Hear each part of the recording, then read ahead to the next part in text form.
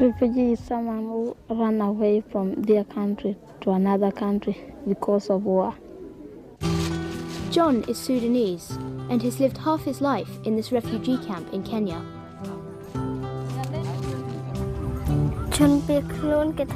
Refugee means having to run. To run from where? From your own country. Srezor is from Cambodia. She and her family are now refugees in Thailand.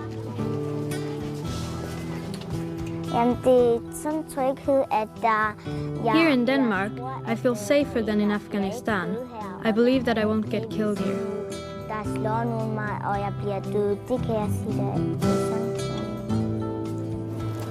Mina's family fled from the war in Afghanistan and came to live in Denmark. It's when you flee from your country and go to another country where they call you a refugee. Damir and his cousin Medin used to be refugees, but they have recently returned to their homes in Bosnia and Herzegovina.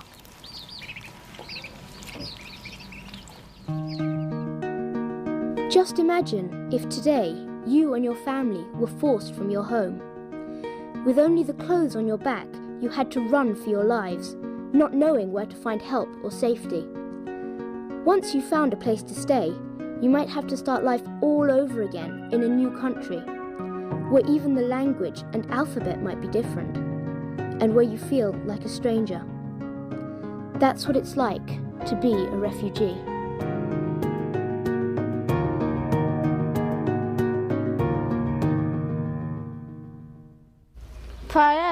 It was hard. I cried because I was leaving my home. We got on a bus and went to the first place. When we arrived there, we were hungry. We had nothing to eat because all our food was left behind. The people told us to go to the next town. When we arrived there, they said there was no place for us. During the war in ex-Yugoslavia, millions of people had to flee and take refuge wherever they could. Like so many who left, Damir and Medin believed that they would never see their homes again. I thought we would never return here because they told us to be ready in 2 hours and that a bus would be waiting for us. I brought some things when we left.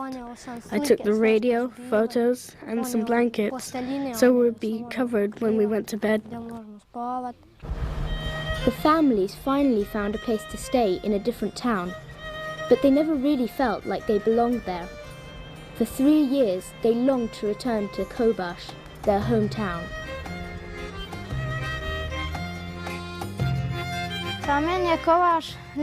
For me, Kobash, it's my place. I was born here. I have a river here, a school and a football stadium, and a lot of friends.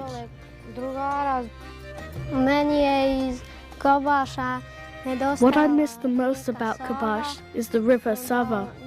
My friends, I miss the school because the other one wasn't the same.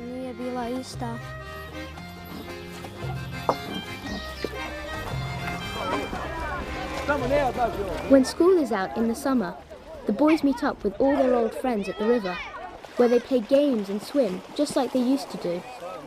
Their days spent as refugees seem far away, but they haven't forgotten what it was like. I think the worst thing is when the other children start teasing you and call you refugee. And when you go to school, they start shouting, "Look, here comes the refugee." I think that's it. Damir and Medin will soon rejoin their old friends at school. Their story has a happy ending, but this isn't always the case. Often when families flee, they cross a border into another country, and they live in a refugee camp. Living like this isn't easy or fun. Sometimes refugees have to stay in camps for a long time before they can go home.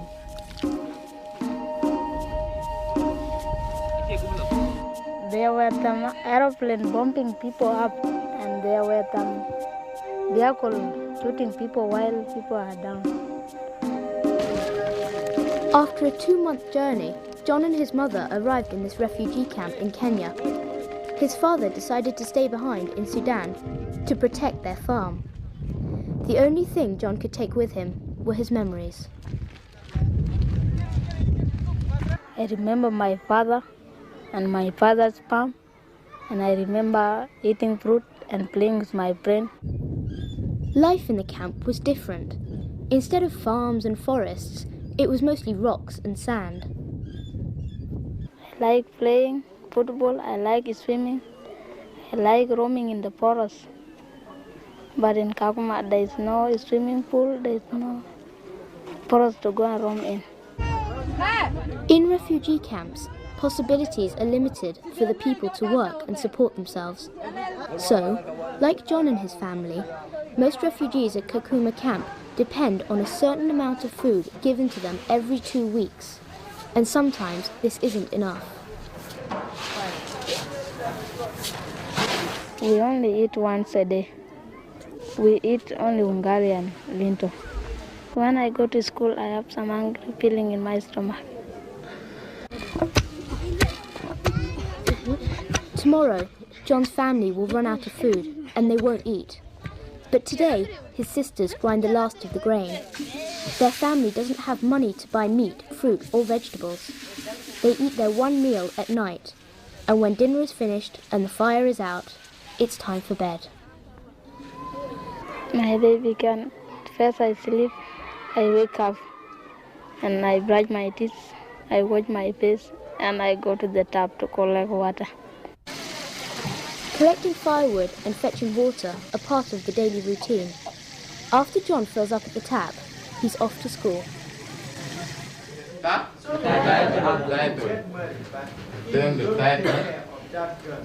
John only started to learn English when he began school at the camp.